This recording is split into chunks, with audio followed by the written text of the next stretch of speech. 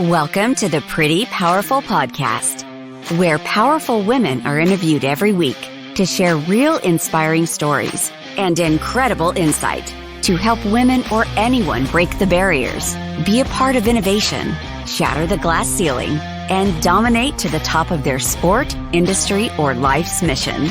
Join us as we celebrate exceptional women and step into our power. And now, here's your host, Angela Gennari. Hello, and welcome to another episode of the Pretty Powerful Podcast. My name is Angela Gennari, and today I am here with Sabrina Runbeck. Welcome, Sabrina.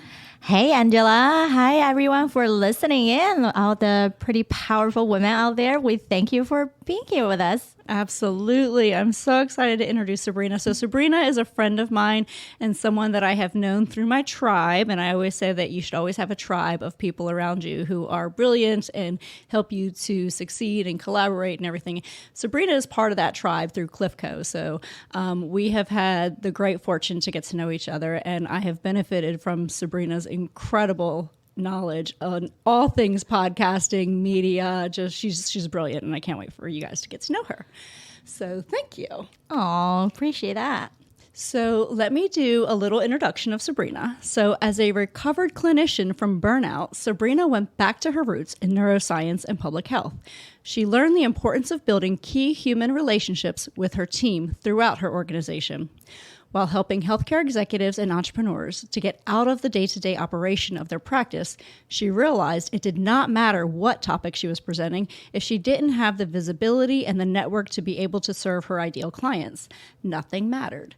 Sabrina became acutely aware that visibility is the gateway to profitability. She then set out on a mission to become highly visible in the right circles of people.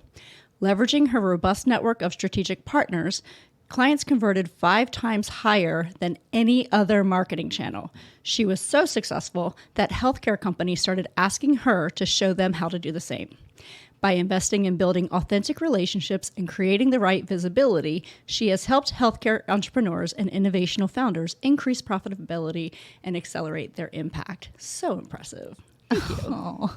So I want to start because you are already a brilliant physician, right? So you went from the medical field into a consulting field, and now you're helping other medical professionals to gain visibility, and which is so important for the medical industry, I would imagine, to be able to get their messaging out.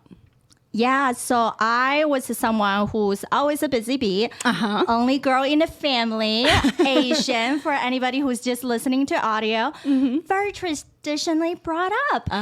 Get a good grade, go to the good schools, marry off, have your house and cars, you should be all set. And by the way, when are you having kids, right? It's like, oh my goodness, is that how we define what success mean to us? Right, as a woman, yeah. As a woman. And I always tell, whenever I go on keynotes, I'm talking to my private client, actually success are defined by 5 different levels of freedom. So we actually don't even think about these things, right? Okay. The 5 freedom, number 1, however you want to rank them, no particular order, time freedom. Many of us lacking in that. Absolutely. We are constantly doing what? Excuses that, hey, kids got this thing. My significant other got that thing. My company need me to do this. Oh my gosh, deadlines. How many emails did I forget? Right? Right. When can we actually say, I have the power to do what I want when I want in the right order that I want it? Right. Absolutely. Right? So that's time freedom. 2, people freedom. How many of us can just fire and hire whenever we want? Right. Or especially in this economy of silent resignation, we're constantly doing what? Let me just have someone. I'll take anybody. Yeah. We were just talking about on our way here, right, with Angela. If she get those 5 amazing bits that she is going to have, that's huge excitement. Life-changing. Yeah. And at the same time, she's going to have to rapidly grow her team. And then hiring and tracking. I think that was our last conversation, just private hanging out. Of how do you make sure you people is showing up, right? And they're clocking in at the right place and not just on their way there. And they're already thinking they're on the job, quote unquote. Right. So people freedom, time freedom. Third is location freedom. Mm-hmm. How many of us can say, I can pick up and go whenever I want to and still carry on that business as efficient as it is? Now, we can do that, right? One I always promote is you should be able to take 4-week vacation minimum once a year, and everything else still runs. Wow, that's like so unfathomable to me, but I know that it's possible, right? Right, it's possible. It's People possible, do it. right. It just depends on how much of structure and organization you have with the Absolutely. people and the system. And that brings up to the next point is activity freedom. Angela is so great to point that out on our way leaving Cliff Code today, that she learned she only needed to focus on three major things, right? What are your 3 things?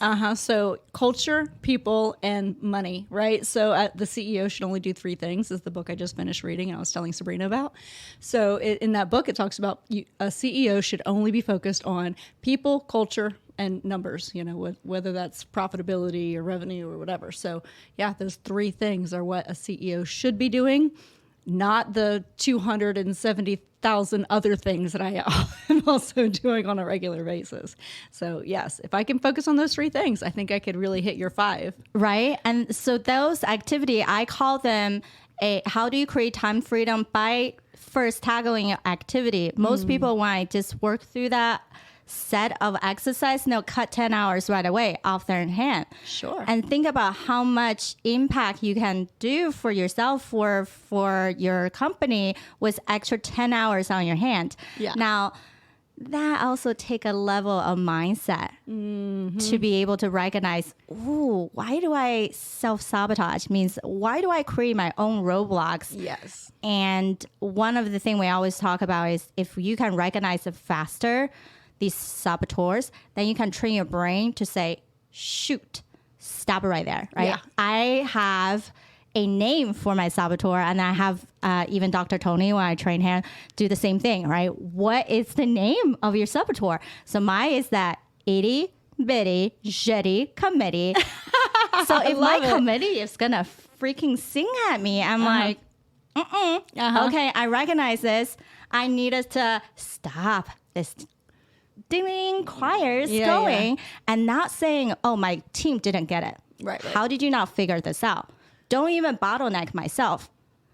But if your bottleneck yourself is also because perhaps my controlling tendency is on there, because I still want to know how you did it, what the result you're bringing me, right? And if I'm constantly debating with myself, then there's never going to go forward with that. Right. So yes, it's all convoluted into that. So we talk about time freedom, people freedom, location freedom, activity freedom. And last thing is what you said, financial freedom. And sometimes people start with financial freedom and feeling like only if they have the number behind them, company and the name, then they can get the other 4. Yeah. But it's not true, right? Right. We have to think about how we ranking these 5 to even begin with. So when I was this little busy bee, I gone down that path of what quote unquote supposed to be success. Right. Had the nice apartment, married, and then transitioned to a big house, had my dog, and you know what? I just couldn't see it. Yeah. I felt I was working 80 plus hours a week. On top of that, I was taking calls every day. Now, I work in heart and lung surgery as a physician associate. So we are one of the most high demanding subspecialty in medicine. Wow. And it's one of the highest burned out besides the ER people, the neurosurgery people, because we have emergency, right? A heart attack comes in, your acute heart center, you're operating. A dissection comes in, that's an 8-hour surgery. Wow. So when you're on top of that, and I was in the transplant center as well. So any heart and lung transplant, you're on standby. Wow. And That's a lot. That's a lot. That's a lot. Yeah. And even you strip out the letters behind my name, the things that other people see is good, I just felt like I have to be on all the time. Right. And for women who are actually naturally tend to be on all the time, we don't know how to shut it off or be able to just say no. Right. And no is actually a gift and equals new opportunity. Instead of we have this fear of what if people don't see my value if I say no. Right. Right. And we're so afraid we'll miss an opportunity, right? So if I say no, then maybe I don't get that opportunity again, when really, women have a hard enough time respecting their own time.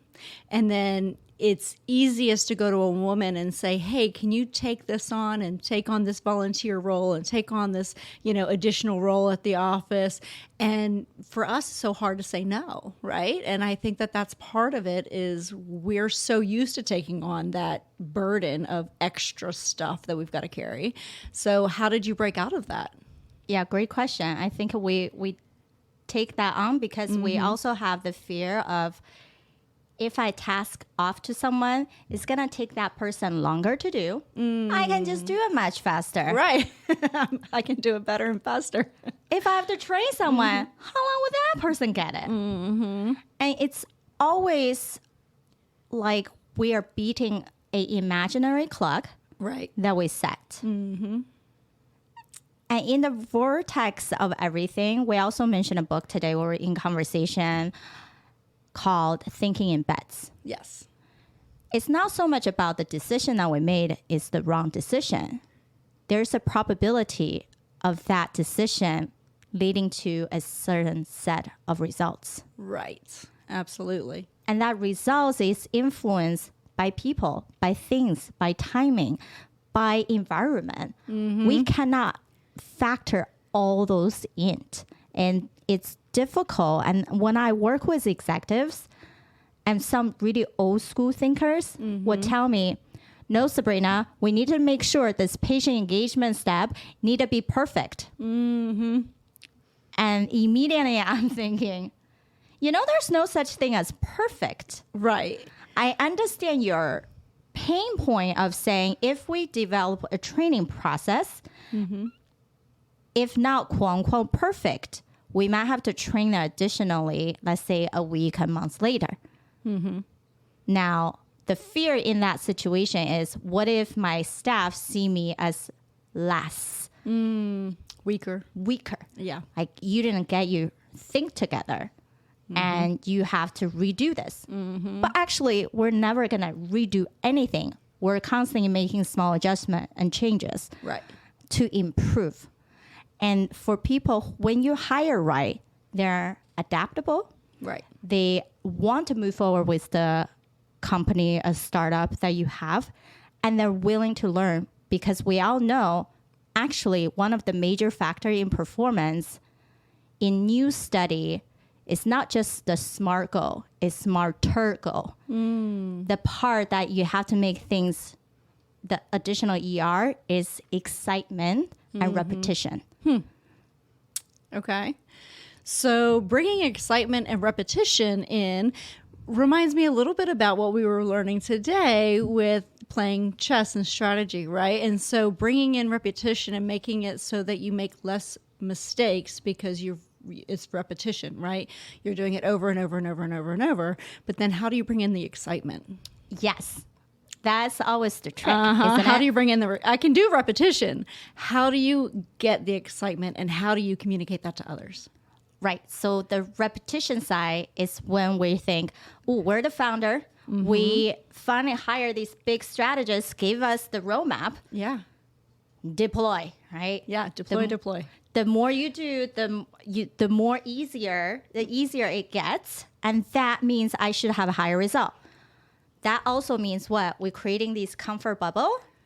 And I don't want to step outside of that comfort bubble, because the right outside the comfort zone is that fear zone. Right. But outside of fear zone is the growth. Right? When you tap into the growth zone. So when we are saying, okay, who is that true top of the pyramid of any company?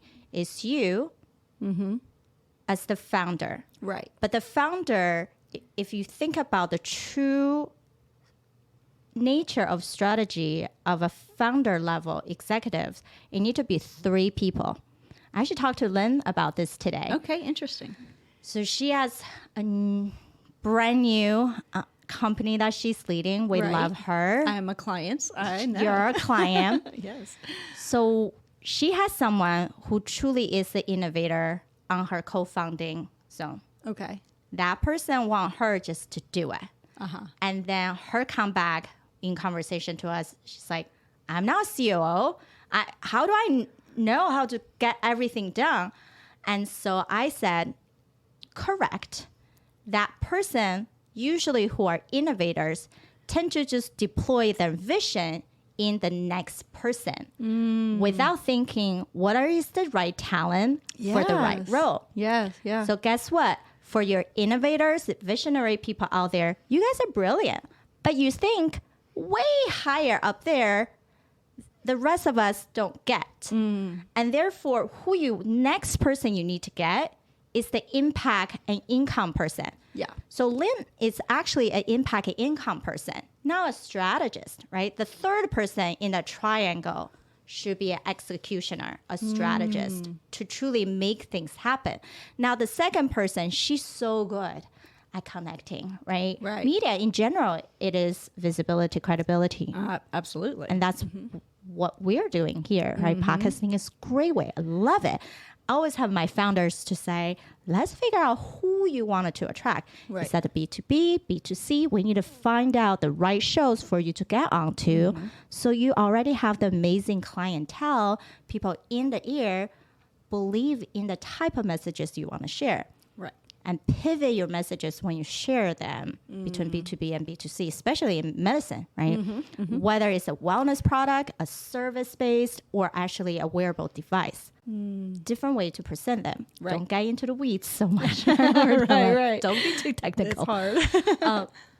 Then you need the executioner on the top of the executive team because that person is really great at seeing this big picture and then break down that big picture into something that's more sensible to the rest of your teams. And the rest of your teams, I then break down by 3 domains. The people culture, the visibility and communication, Right. and then the protection structure. Okay. Interesting. So, when we were just talking about this leads me back into that book I was just referencing, The CEO Only Does 3 Things. And in the people chapter of that book, it actually talks about exactly what you just said about having the right people in the right place. Like I could meet this extraordinary woman. Sabrina, you could come into my company and say, okay, I want to join Titan. Let's do this. And I could be like, oh my gosh, she's a gold mine. I've got this woman who's brilliant and I want to put her in number 2 spot. But you may not be a good number 2 because you're also a visionary, because you're also, and so, you have to have I could totally waste your talent by putting you in the wrong role in my company, right? And so that's where you need to have the right role that really develops the person. It's about developing the culture and developing the people that you have with you and best utilizing their talents. And so if you're not good at that as the CEO, that's where you can fall short because when the CEO only does 3 things, that's one of the very critical 3 things is putting the right people in the right place. Yes. And you are such a brilliant at being the executioner. You know the doing part. You can see the vision and you're already processing and to do the steps with your team. So for you, when you wanted to seek out your co-pilots, those should be people who are innovator side, right? How can I be more competitive in my field, in my industry? Right. Today, when we talk to Tess, who has an amazing presentation, if you just think about the word mindset coaches, there are a lot of them, and there are a lot working with athletes in general. Right. But how is he different? Chess. Yeah. He can break down something that's as complex as a chess game for the players to learn that and break it down in value system of numbers because numbers are tangible. Yes. So what's also good is that the 3 major languages, natural languages, spiritual, emotional, and physical. So the people like us who are very organized, detail-oriented, system processing, or physical communicator. Now, people who are more visionary, they can be both emotional and spiritual, mostly spiritual. They download this big thing that no one else can see. Right. They're going for it. They believe in themselves so much, which actually tap into how we define confidence. There's 3 different levels. And then you have the person who are just great with people. Right. They're the impact creators. Because if no one wants that service, yeah, it doesn't matter how good the service is. Right. Exactly. Yeah. Or if you create something super awesome, amazing, brilliant, but no one knows about it. Right. What are you going to be, a hermit frog and then just singing your song and no one care to listen to you? And that also means if you are someone great at creating detail of impact and creating their system process, then have someone who are great with either making impact, networking for you, finding out what's the right business development that you need. Whether it's when we were chatting about, is that sponsorship, is a collaborative referral, is that XYZ that really put you on the map, but not just on the map. We want credibility. We want someone that see you as what Cliff called the category leader. Right, category leaders, absolutely.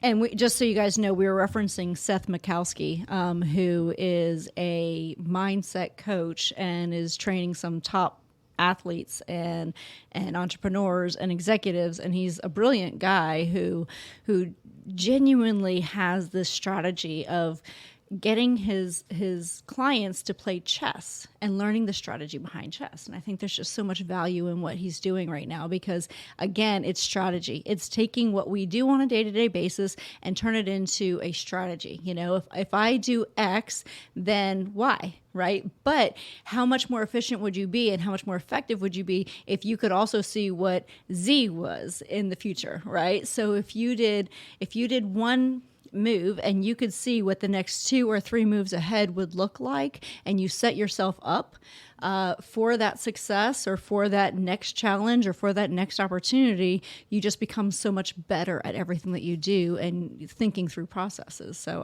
I think that what he is doing is brilliant. So right, it's taking anything that complex, breaking down to sensible moment. Yes. And the little exercise that he had with us in the beginning, just to memorize the value of each chess pieces. Right. That also makes sense to say, doesn't matter if you know how to play or don't know how to play this game, but understand each piece has a different value system. Equivocal to say, when you're in business, your executive level, your mid-level advisors and managers, and your doers, the technician people that actually help you deploy, they have different value system. We always say, how can you be most functional and high function? Right. It's not just functional, right? If we're all functional, you can go on your day and pretty much satisfied by what you're doing. Right. But then we play the defensive mode. Shoot, that one thing happened. I got tripped up. Right. Do I have enough finance to do this? Is it legally compliant? Do I have enough money to pay for my staff? Would those people be so against me now of what have happened? They're going to leave my company. Now, what about all those things that I have to do? Right. Absolutely. So we cannot be in that defensive mode, but thinking in structure. And so one of the, I believe, mishaps many people don't see when they are running companies, early stage definitely have different concerns versus people who are already 7-8 figures, right? Right. But all of them should think in the same mindset to say there are different domains in the business. Yeah. In the early on, perhaps we have to wear different hats. However, the faster you can hand off something that's not in your genius zone or in your passion zone, the faster you can get over the hump. So that's a concept called Freedom Compass by Michael Hyatt, if anybody heard about. Okay. So how do we gain freedom? By 4 zones. Yeah. The desire zone means you have to have both. Something you really like to do and something you're truly good at. Okay. All right. So keep that in mind. Yeah. And now that's the zone we need to spend 80% of the time. Okay. Right? And then now you have the other 3 zones. Definitely, you probably have to bounce into, right? Since no one's perfect, we're not seeking perfection here. Right.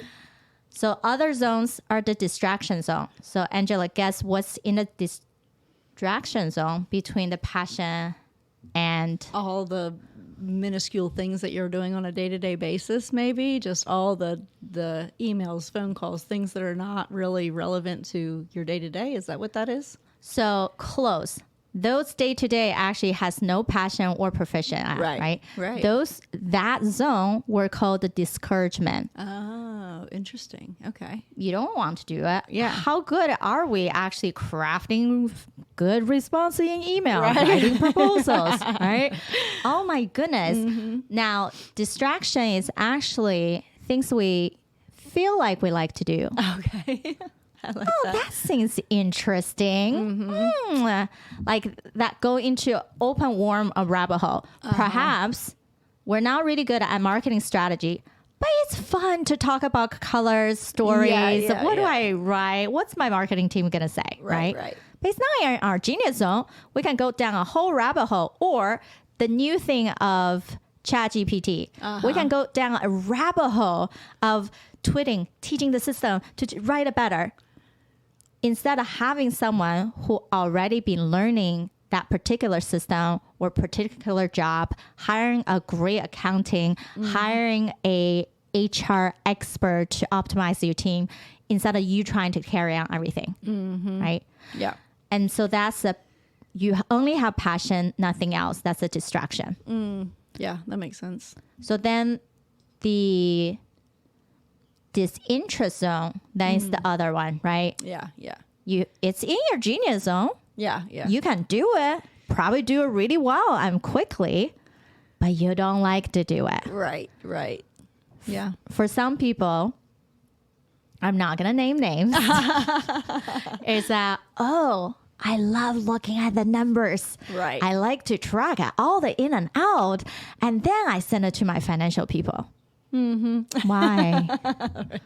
How many hours are you wasting at staring at the numbers instead of get a monthly report? And so we actually do a lot of things that are in the distraction, disinterest, or the discouragement zone. Right. And we lie to ourselves to say, no, I can learn this. We've gone through harder things. Right. It seems to be interesting at the moment. Let me just do this. If I were to teach this to someone else, I don't know. How long would that take them? Right.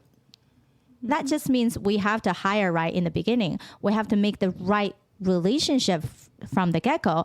Not just about, hey, introduce me to someone. I think that person is be interesting, awesome. Perhaps we'll do business. But what's the true intention? Right. Is that the right network you should tap into? Right? At the end of the day, we all know by study, we can only have 150 relationship at a given time. Really? Interesting. Okay. Yeah. I wouldn't have guessed that. Well, because I feel like we have so many different relationships, but you're right. I mean, each time you add in, it dilutes everything else, doesn't it? Yes. So that's why Jim Rose said, where are the 5 people that we connect with? Because that 5 cohort are naturally selected advisors, both from family and friends and business relationships. Right. You can pick that phone anytime and they won't refuse you. Whether they like it or not, right? They forgive you. Yes. But then the next 50 are true inner circle people. Yeah. And then you dilute to the 100 people will go in and out. Yeah. Okay. Very cool. So to kind of pivot a little bit, because I'm really curious about, your transition from healthcare, do you find that in healthcare, as you're consulting with healthcare, whether it's physicians or people in private practice or people who are trying to create a podcast or trying to create media for themselves or a platform, social media, do you find that it's unique challenges in healthcare because of the personality type? Because healthcare has a very unique personality type. I mean, these people, they have a lot on their plates, right? The amount of studying, the amount of commitment, the amount of drive that it takes, it's very, I would imagine, very type A person goes into healthcare because of the drive and the commitment that you need to succeed. So do you feel like that is challenging, especially challenging for that particular demographic of people in that industry? I think for people who even seeking for those additional things, they already have this open mindset and the creative brain. Yeah. And that's the crowd that I love to work with. Yeah.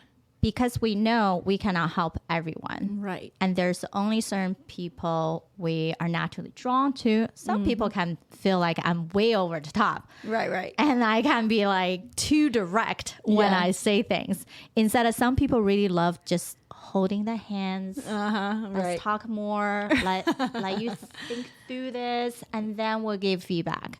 And then I'm the person who's like, yeah, I let you go for 10 minutes.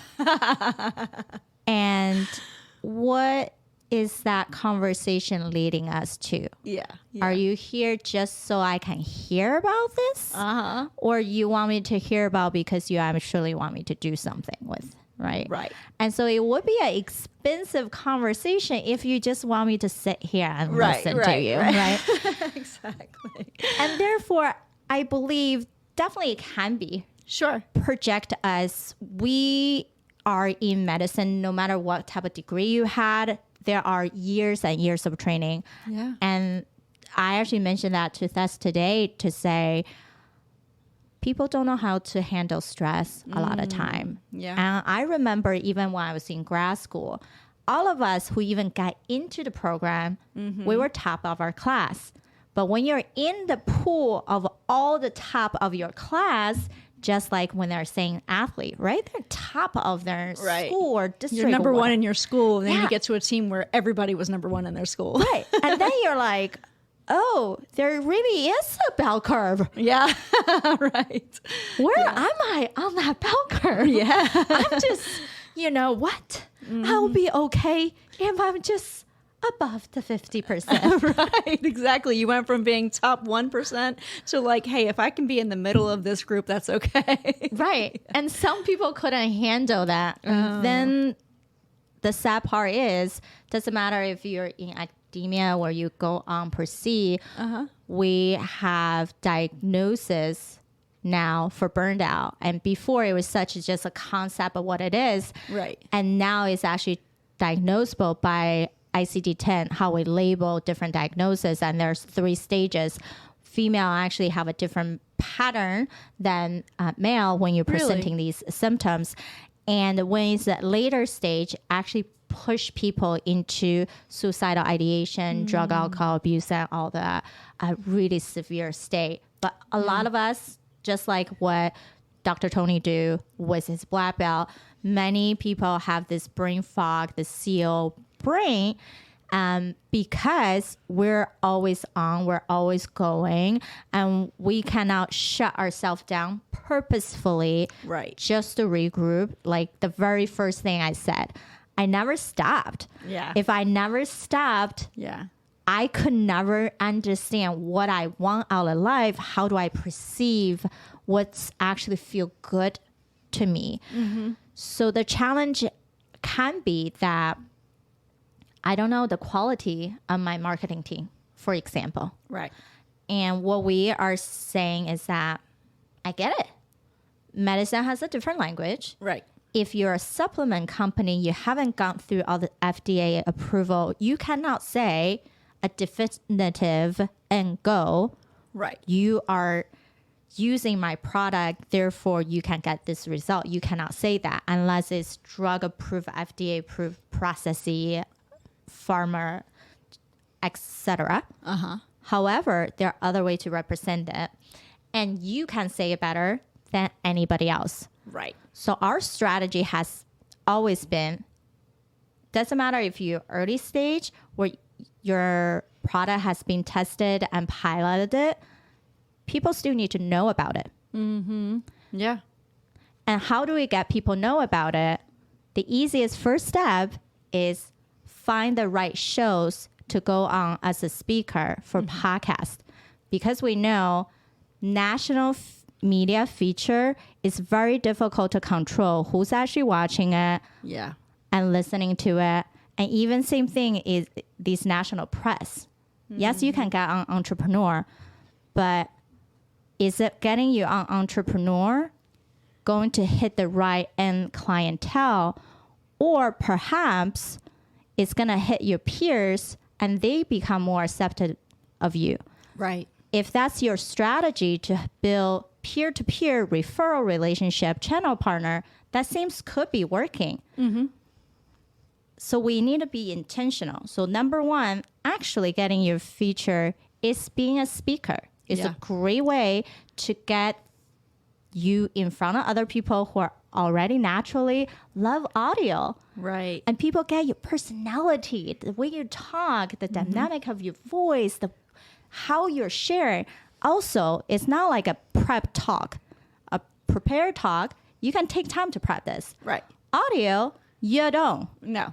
Whatever come out is what's in your mind. If you can't think that fast, people can tell very naturally. So it's a great way to show the authentic side of you with your own amazing knowledge and set. But we also don't just put people on stage, right? Right. No, that would be a disaster. We even talk about this. Yeah. I have a show called Provider's Edge, and now it's been around for 2.5 years. We ran 250 episodes, and now it's a TV show, about to launch a second podcast. So it's been exciting. Through this experience, just like Angela being an amazing moderator, you can tell when people are on your show and they go down the rabbit holes and you're like, I don't know how to stop you right now. Steer. Yeah. Can I just feel rude to just like cut you off? But sometimes you have to step in. Oh, we're running out of time. There's 10 minutes left. Let's wrap up. Thank you so much for that point. Let's go back to this point, right? And therefore, how to really media prep before you go out there is important. I always say you have to have a 60-second hook. Okay. About who you are. Right. And that hook, I even do that with my think tank with healthcare innovators. That should have about 40 seconds about your big mission, your goals. People are driven by that. Right. Like how you are, who you are, why you do things. That's inspirational. Right. Absolutely. Not the how part. It's what part, right? Like deliver part. And then the last 20 seconds should be, what's that one specific ask? Okay. Right? Guess when we're not clear about what people ask of us, what do we do? Right. We don't do anything. We don't do anything. Right. And they're just like, oh, that sounds great. Bye. Yeah, exactly. Sounds good. All right. That's a wrap. That's a wrap. And then after that ask, we also want to think about how can be seen as a giver. Okay. And the book Go Giver is by Bob Berg. Love that book. Okay.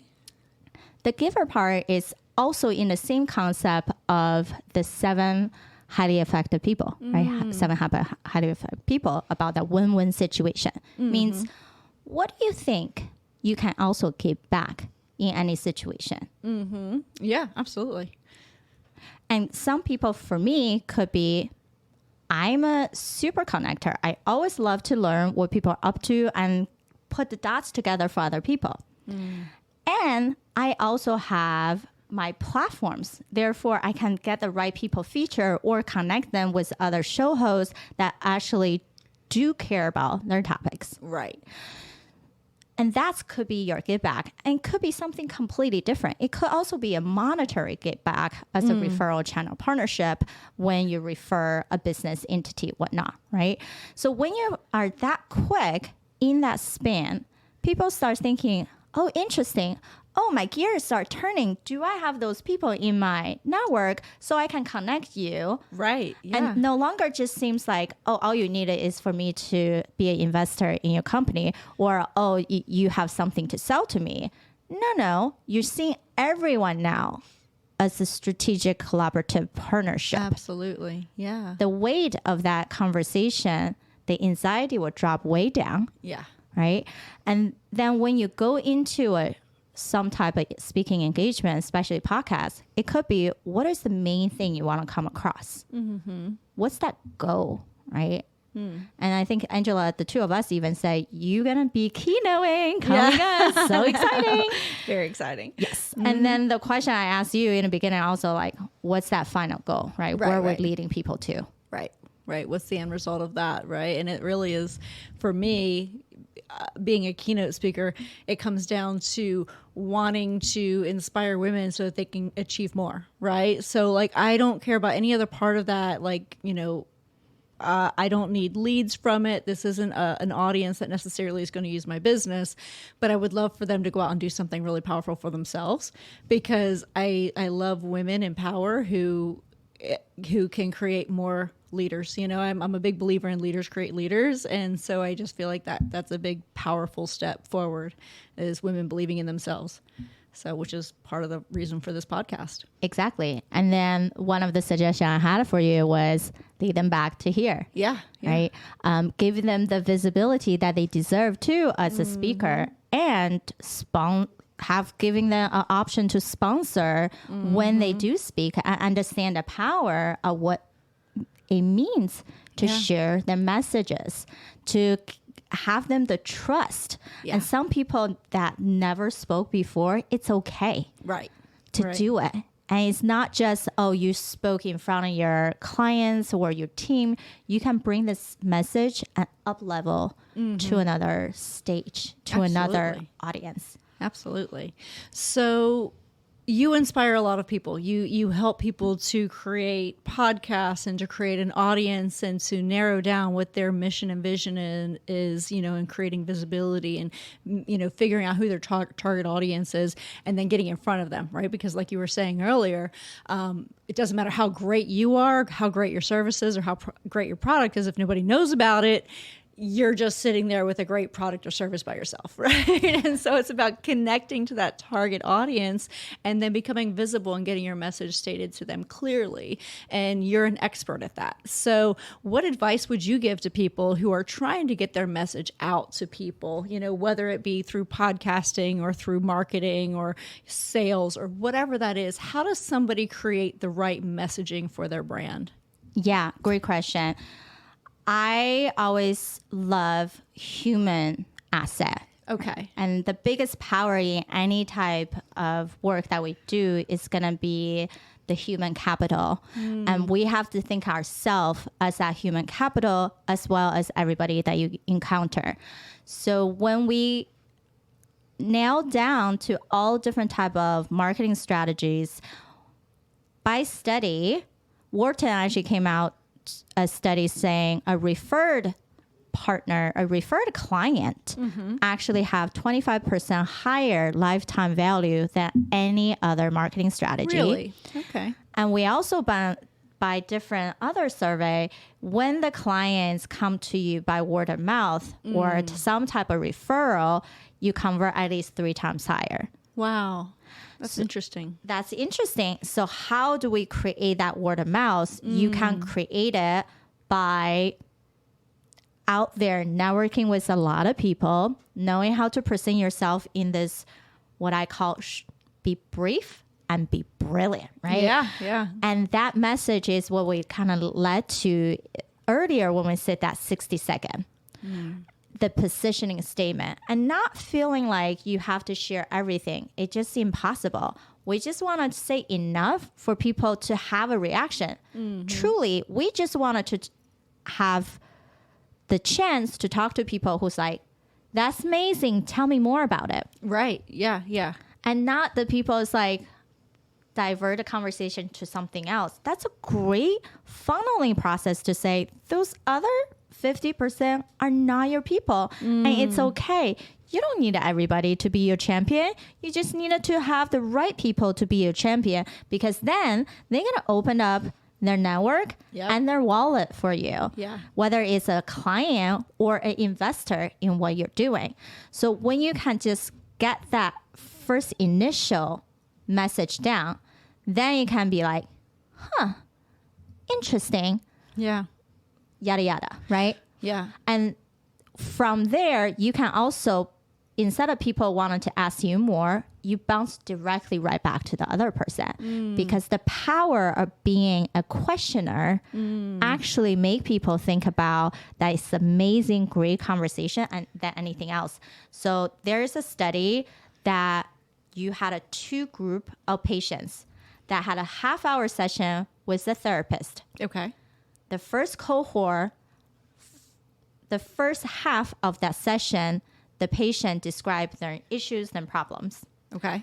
And then the second half, the therapist repeat what was said to them. Okay. Okay.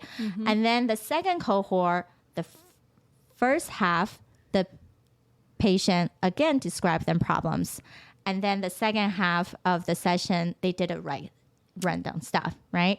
So the point of it, when the therapist didn't actually do therapies, at all they did was repeat back exactly what was said in the beginning.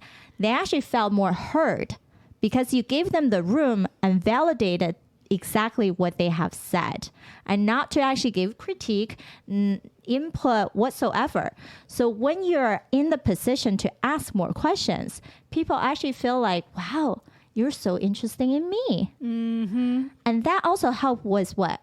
Our win-win situation. How do you figure out what is a true win for that person, not just a win for you?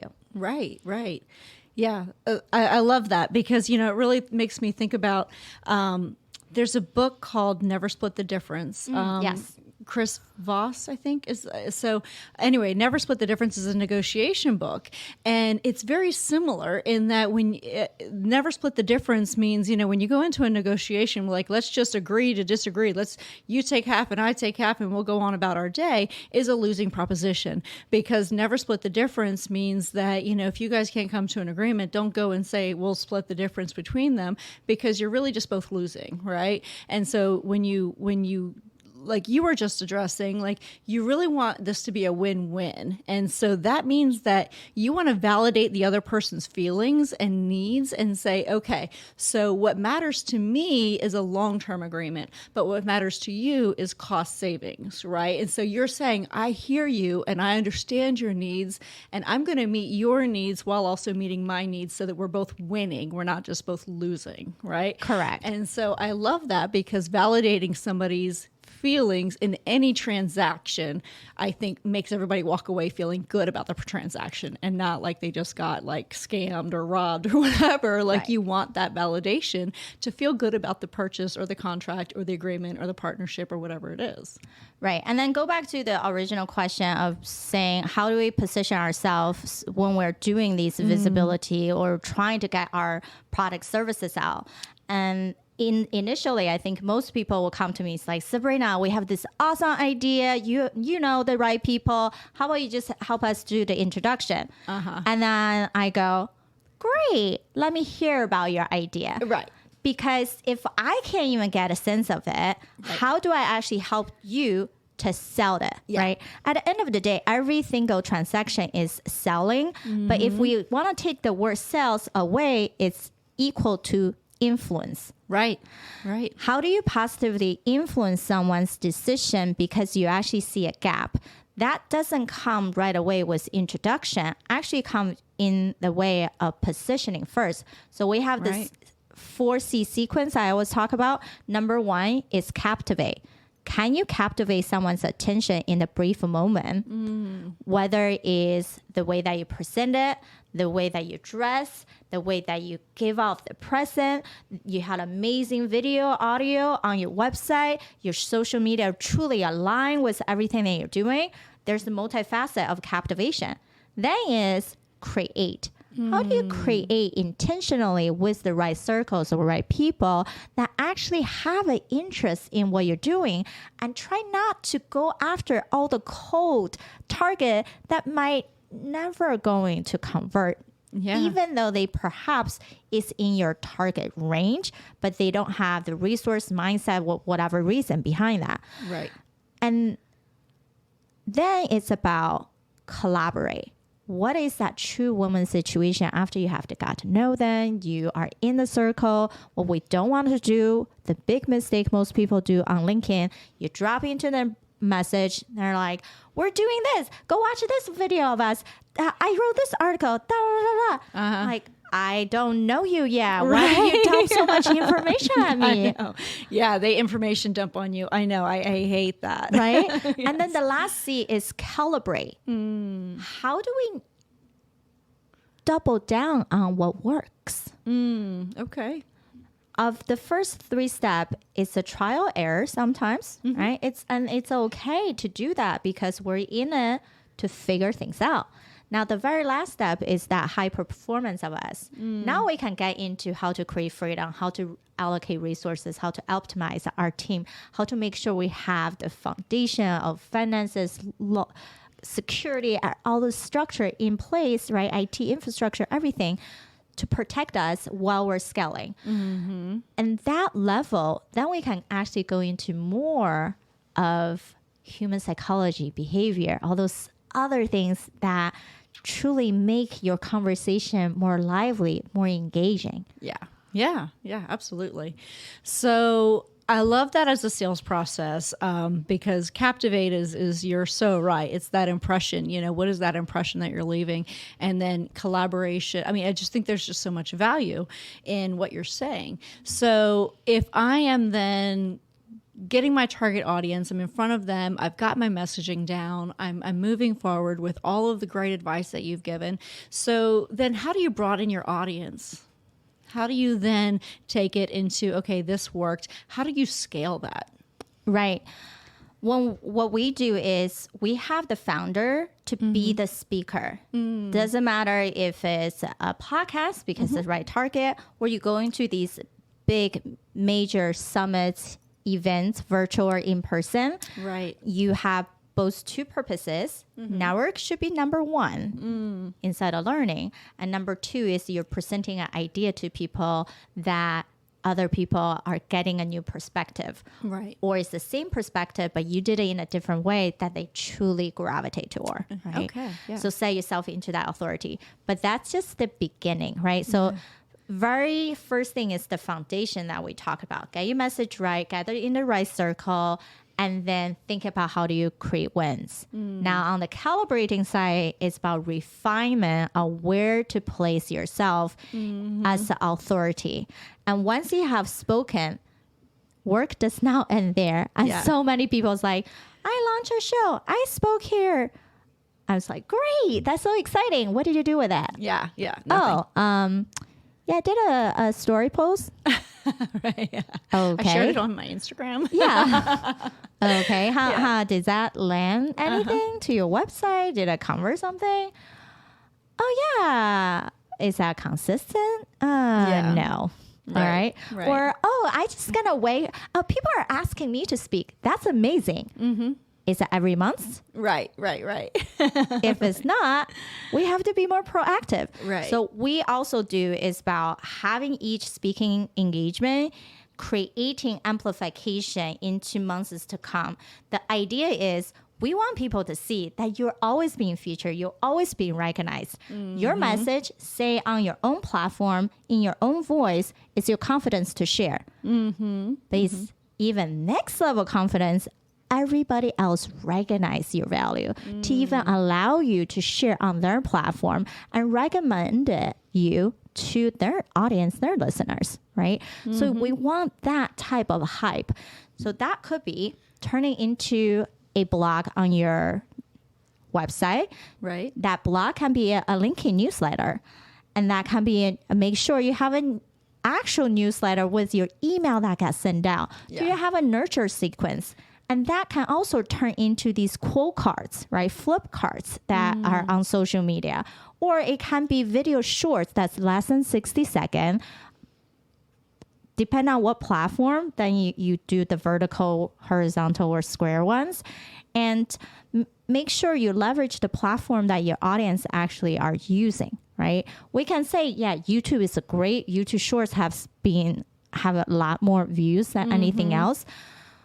But if it's not in your nature, you don't have the resources, then don't use that. Right. Use somewhere that you feel more aligned and comfortable. Or hire a team like us. We're just going to take your video and already made 30 pieces of content out of that, Right. and then teach you, don't drop all at once, spread them out. Right. Like little breadcrumb leading to the big cookie, right? Right.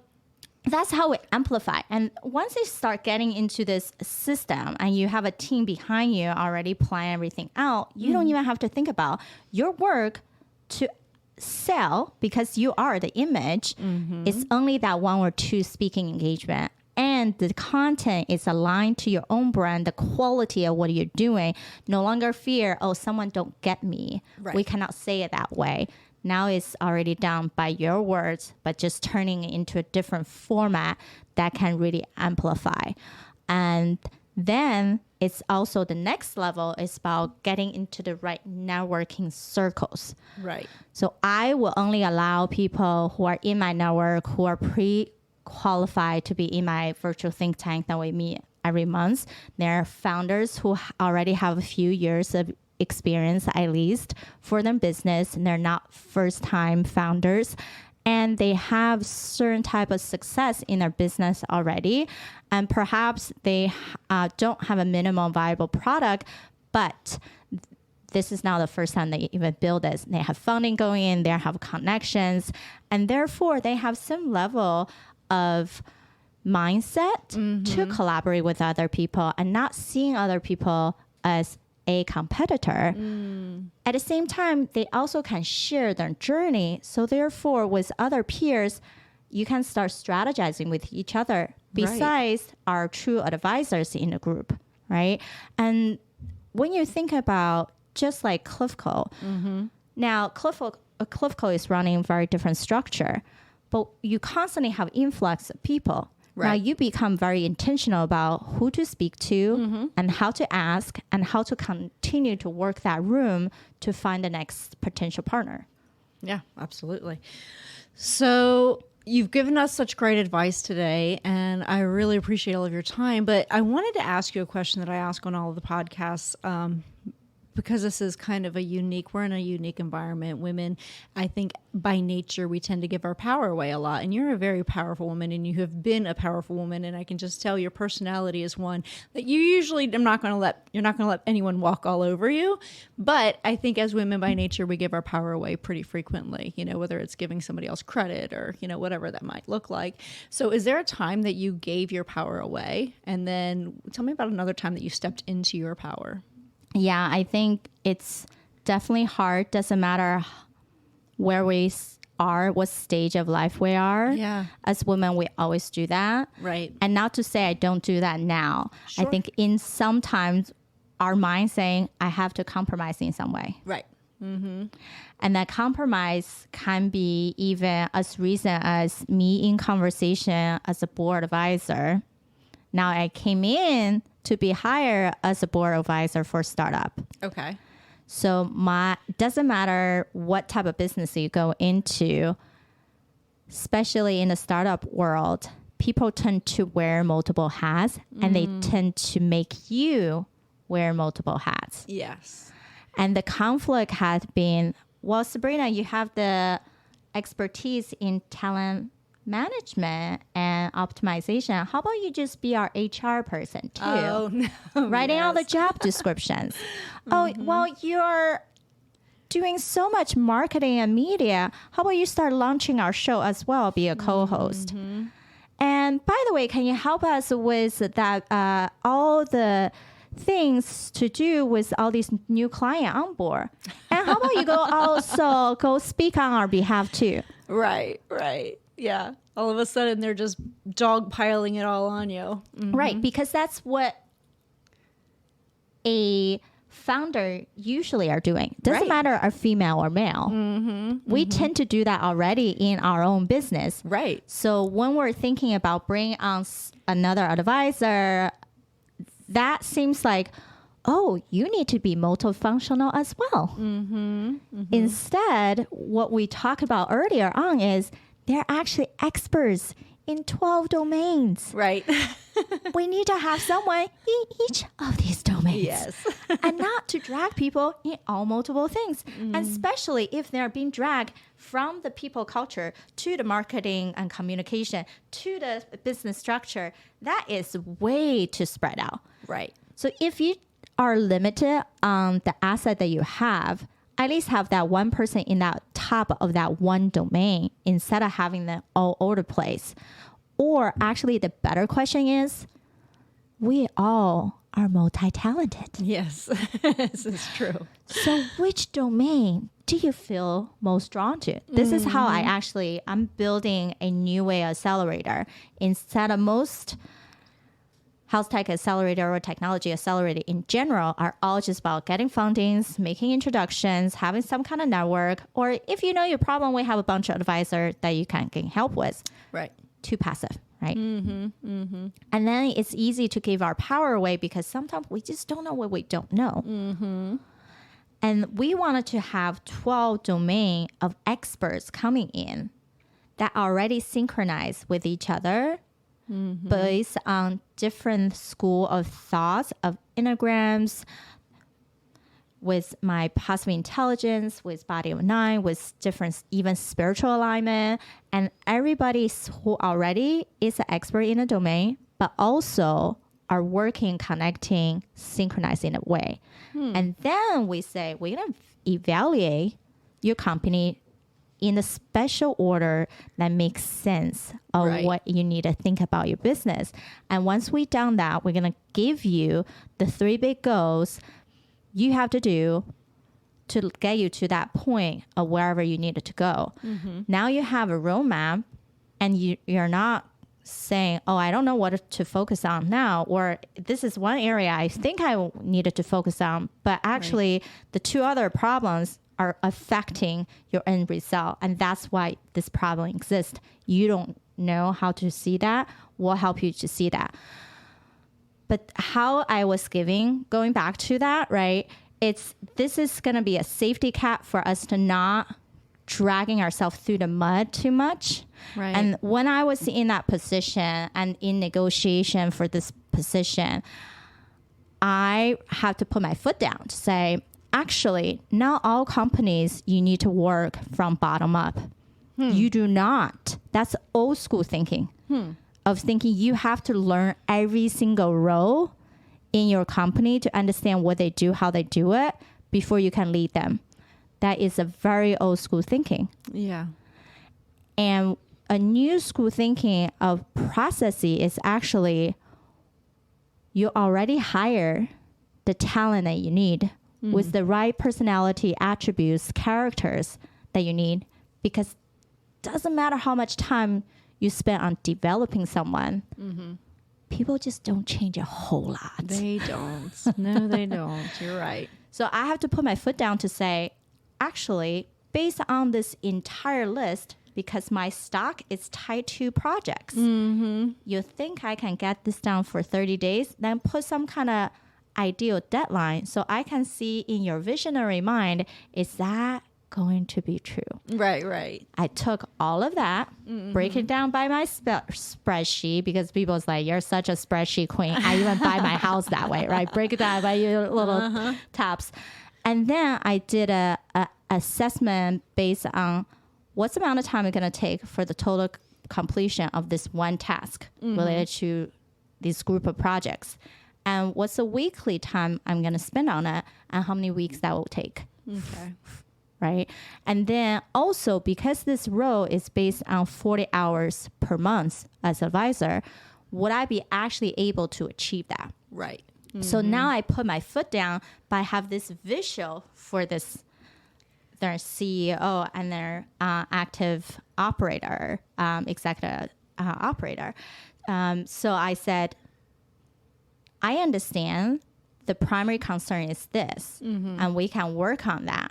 But if you want all these other things to be done, at this point, I cannot be signing on as advisor. And if you do want me to be in this role, you need to be able to allocate my talent better with the right resources and right domain. So if you like to discuss this further, I can do that. But I have tried to help this company for months at end to get to this point. And finally, I said, I'm not going to do anymore until you guys actually see the vision and not just thinking everybody's just got it done. We truly need a project plan. Right. I like that, because when you're kind of forcing the issue of put it on paper, right? And let's talk about the viability of this plan. And if the plan is not viable, then you're setting me up to fail, right? They're essentially setting you up to fail, because if you can't accomplish all the things that they're giving to you, because no human being could do that, right? Then they're essentially setting you up to fail, and nobody wants to be in that position. So putting your foot down, I think, is a really smart idea and a way to save your own integrity and your own reputation moving forward. So that's great advice. I think that also tie into my degree freedom, because my number one is time freedom. Yeah. And my number two is activity freedom. Right. And then is financial freedom, people, and location. Right. So that being said, even though that is tied into a lot of stock, but then you also know it's a startup, right? Yeah. Until they go into additional stages, become public, that is tied into how they can grow.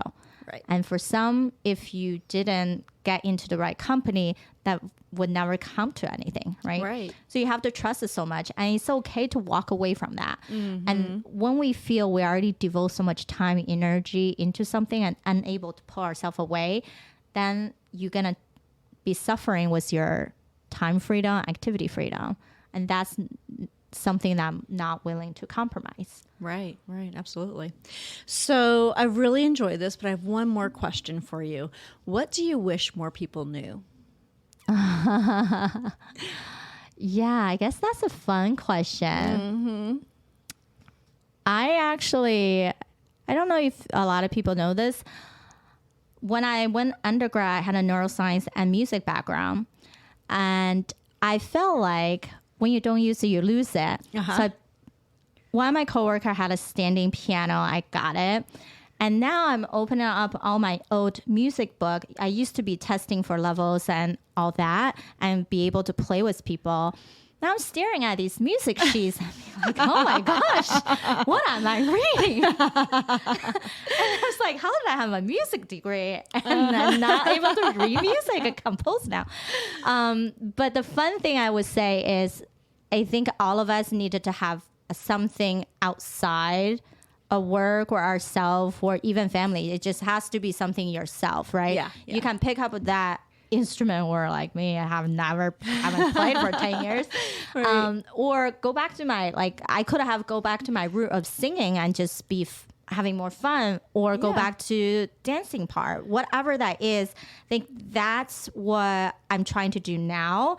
And one of the goals for this year actually is I love to travel, discover new things. I like to local taste. So I told myself I need to take 6 trips this year. Ooh, I like that. Doesn't matter how short, international or not. So I have 4 planned. Nice.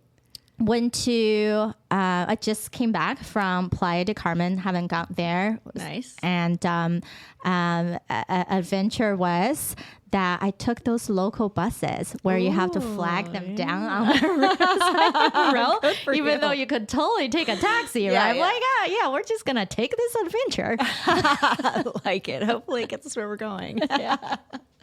Well, that's very fun. I like that a lot. Yeah. And then guess what? I got picked up by a German guy who's living down in Mexico. And I was like, great, because I don't know when this next bus is coming.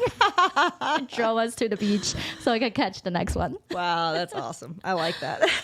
So Sabrina, this has been so much fun. I really appreciate your time. This has been a blast. And I think our audience has just learned a ton from you. So thank you so much. Yeah, I so appreciate you having me, Angela. And Absolutely. then love the space that you're holding with women who are really stepping into that role, or they already stepped into that role, but we truly just needed to sit and believe and build even more confidence into who we are. And then, like you're saying, don't give up our power. No, we got to own it. We got to step into our power. So thank you so much, Sabrina. You guys can find Sabrina on theprettypowerfulpodcast.com. And where else can they find you?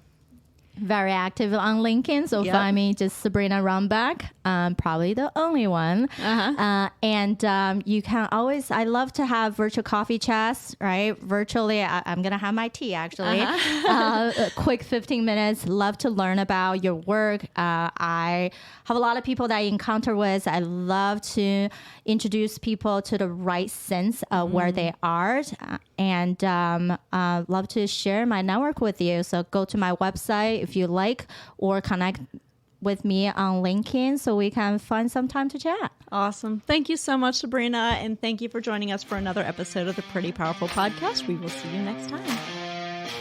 Thank you for joining our guests on the Pretty Powerful Podcast. And we hope you've gained new insight and learned from exceptional women. Remember to subscribe or check out this and all episodes on prettypowerfulpodcast.com. Visit us next time, and until then, step into your own power.